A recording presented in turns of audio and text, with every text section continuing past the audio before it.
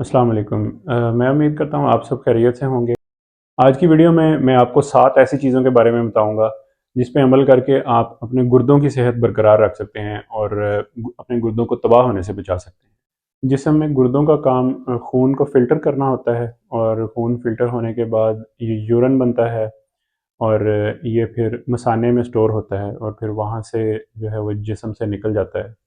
तो गुर्दों का सिस्टम अगर ख़राब हो जाए तो ऑफ़ कोर्स जो यूरिन बनना जो है वो बंद हो जाएगा और जो है जिस्म जो है वो किडनी फेलियर में या जिसको आम ज़ुबान में कहते हैं कि गुर्दे फ़ेल हो गए हैं, तो वो वाली कंडीशन जो है वो आ सकती है। तो मैं कुछ ऐसी कंडीशंस के बारे में बताना चाहता हूँ कि जो कि गुर्दों पर बहुत ही नेगेटिव इफ़ेक्ट डालती हैं और अगर गुर्दे तबाह हो जाएँ तो फिर ये इनको रिकवर करना मुश्किल होता है और फिर एंड पे डायलिसिस की या गुर्दे वॉश करने की ज़रूरत पड़ती है या फिर दूसरा ऑप्शन जो है वो किडनी ट्रांसप्लांट या गुर्दों को जो है वो गुर्दे ट्रांसप्लांट करने का ऑप्शन होता है। पहली चीज़ जो है वो है ब्लड प्रेशर को कंट्रोल में रखना। तो ब्लड प्रेशर जो है आजकल बहुत ही कॉमन बीमारी है, आप लोगों को पता है। ब्लड प्रेशर पर मैंने पहले भी एक वीडियो बनाई थी कि नॉर्मल और एबनॉर्मल रीडिंग क्या होती है और ब्लड प्रेशर कैसे बनता है। आप मेरी पुरानी वीडियोज़ भी चेक कर सकते हैं। तो ब्लड प्रेशर की गुर्दों को डैमेज करने में बहुत एक इम्पोर्टेंस है। तो इम्पोर्टेंट ये चीज़ ये होती है कि अगर किसी को ब्लड प्रेशर का मर्ज़ है, उसको ऑलरेडी एक रिस्क है कि उसके गुर्दे जो हैं वो नॉर्मल इंसान की निस्बत जल्दी डैमेज हो सकते हैं। लेकिन ज़रूरी चीज़ ये है कि ब्लड प्रे अगर अगर जो बंदा ब्लड प्रेशर का मरीज़ है और वो ब्लड प्रेशर को कंट्रोल रखता है, तो उसके गुर्दों का डैमेज बहुत ही स्लो होता है।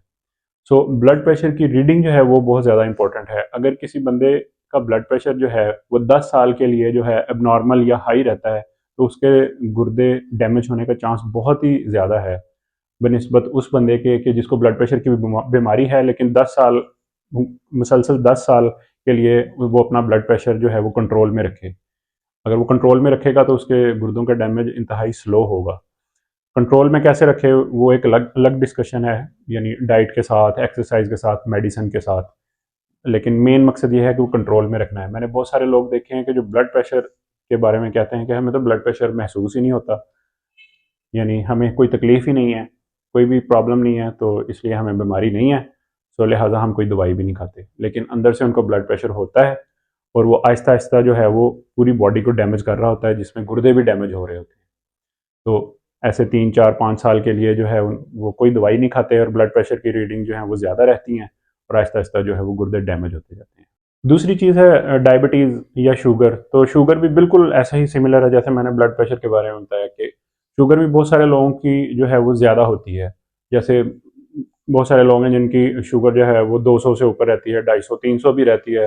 लेकिन अगर उनको पूछें, मरीज़ों को पूछें कि आपको शुगर का मसला है, तो वो कहते हैं नहीं, हमें तो कोई प्रॉब्लम नहीं है, हमें कोई तकलीफ़ नहीं होती और ना ही हमने हमें क्योंकि हमें कोई तकलीफ़ नहीं होती इसलिए हमने कभी शुगर चेक भी नहीं करवाई।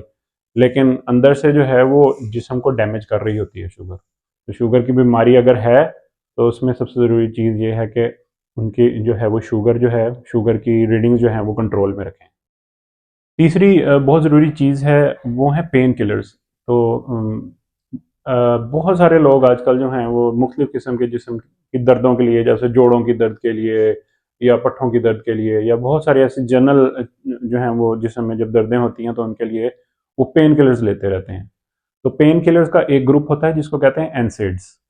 तो एनसेड्स जो हैं बहुत सारे लोगों को नहीं पता कि एनसेड्स अगर लॉन्ग टर्म के लिए, लंबे अरसे के लिए, महीनों या सालों तक के लिए लिए जाएँ तो ये गुर्दों के लिए बहुत ही नुकसानदेह होते हैं। एनसेड्स की मैं एग्जांपल दे देता हूँ, एनसेड्स में कौन-सी दवाइयाँ आती हैं आम तौर पे जो हम यूज़ करते हैं। एनसेड्स में आती है ब्रूफेन, जो यहाँ पे अवेलेबल है, ब्रूफेन होती है, पॉन्स्टान होती है, निम्स होती है, डाइक्लोरान होती है। ये सारी जो हैं, ये सारी दवाइयाँ जो हैं वो एनसेड्स इनको कहा जाता है। तो आप गूगल से भी सर्च कर सकते हैं, नेट से सर्च कर सकते हैं कि एनसेड्स यानी कुछ एनसेड्स के नाम जो पाकिस्तान में कॉमनली अवेलेबल हैं, तो आपको पता लग जाएगा कि एनसेड्स कौन से हैं। इनसे ज़्यादा जो है वो बचना चाहिए। यानी अगर बहुत ज़्यादा प्रॉब्लम है, दर्द की प्रॉब्लम है, तो ठीक है आप यूज़ कर सकते हैं, लेकिन इनको इनको रेगुलर यूज़ या महीनों या सालों के यूज़ से जो है वो आप मैक्सिमम जो है इसको अवॉइड करें, क्योंकि ये गुर्दों को डैमेज करते हैं। गुर्दों की सेहत के लिए जो चौथी चीज़ है वो है कि आपने अपनी बॉडी में पानी की कमी नहीं होने देनी। तो पानी की कमी से मकसद ये है कि कुछ लोग जो हैं वो उनकी रूटीन होती है कि वो पानी जो है वो प्यास लगने के बावजूद भी बहुत कम पानी पीते हैं। तो पानी पीने का यानी तरीका ये होता है कि जैसे ही आप यानी बॉडी में जब डिमांड पैदा हो कि अब प्यास लग रही है तो तब आप पानी पिएँ। इतनी ज़्यादा जो है वो प्यास ना बढ़ाएँ कि बॉडी जो है वो डिहाइड्रेट होने लगे। क्योंकि अगर डिहाइड्रेट होगी तो गुर्दों को ज़्यादा काम करना पड़ेगा ब्लड को फ़िल्टर करने के लिए। तो इसलिए जो है वो गुर्दे डैमेज होने का ज़्यादा चांस है।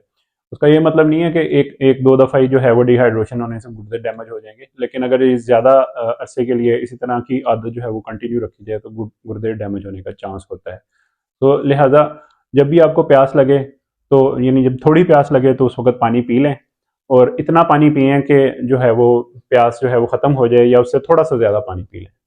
5वीं चीज़ जो ज़रूरी है गुर्दों की सेहत को बचाने के लिए, वो ये है कि जब भी आपको यूरिन या पेशाब की हादत हाजत महसूस हो तो उसको यूरिन को रोक कर ना रखा जाए, ठीक है? तो इसका मतलब ये है कि अगर आप यूरिन को रोक के रखेंगे तो जिस्म में, मसाने में और इसी तरह जो है जो गुर्दों से जो नालियाँ मसाने तक आती हैं और फिर अल्टीमेटली जो है वो गुर्दों तक, ये सारा एक बैक प्रेशर जो है वो डिलीवर होगा, जिससे गुर्दे डैमेज होने का खतरा है। ये भी इसी तरह है कि अगर क्रॉनिकली या लंबे अरसे के लिए जो है अगर आप इस आदत को कंटिन्यू रखेंगे तो गुर्दों में डैमेज होने का खतरा ज़्यादा है। तो इस चीज़ से अवॉइड करें। छठी चीज़ जो कि गुर्दों को डैमेज कर सकती है वो है किडनी स्टोन्स यानी गुर्दे की पथरी। तो अगर आपको कभी भी शक हो कि आपको गुर्दे की पथरी की दर्द हो रही है तो उसको ज़रूर चेक करवाएँ और अगर अब आपका डायग्नोज़ हो जाए, तशख़ीस हो जाए कि वाक़ई ये गुर्दे की पथरी है तो उसका जल्दी से जल्दी हल करवाएँ। आगे फर्दर जो है अगर गुर्दे की पथरी के बारे में आपको ये एक्सपर्ट जो है वो ही बता सकते हैं, जैसे जो यूरोलॉजिस्ट होते हैं या गुर्दे मसाने के डॉक्टर होते हैं कि अगर गुर्दे की पथरी हो तो उसके बारे में क्या करना चाहिए, आया कि दवाइयों से ट्रीटमेंट करना चाहिए या फिर उसकी सर्जरी ज़रूरी है। लेकिन ये है कि लंबे अरसे के लिए अगर किडनी में स्टोन्स रहेंगे और वो आहिस्ता आहिस्ता किडनी पे इफेक्ट करेंगे तो उससे भी जो है वो किडनी डैमेज होने का खतरा है, जिससे जो है वो यूरिन की ब्लॉकेज की वजह से जो है वो गुर्दों की सोजिश भी हो सकती है, जिसको हाइड्रोनेफ्रोसिस कहते हैं। तो गुर्दे की पथरी जब भी हो तो इसका जो है वो इसके लिए आप एक्सपर्ट से ओपिनियन ज़रूर लें और उसका जल्दी से जल्दी इलाज करवाएँ। 7वीं और आखिरी चीज़ जो है वो बहुत ही ज़रूरी चीज़ है और वो ये है कि साल्ट इंटेक या अपना नमक का जो इंटेक है वो आप जो है वो कम से कम रखें। तो रिकमेंडेशन ये है कि एक अडल्ट जो है वो 24 आवर्स में 2.4 ग्राम जो है वो सोडियम जो है वो ले सकता है। 2.4 ग्राम जो है सोडियम या 2400 मिलीग्राम।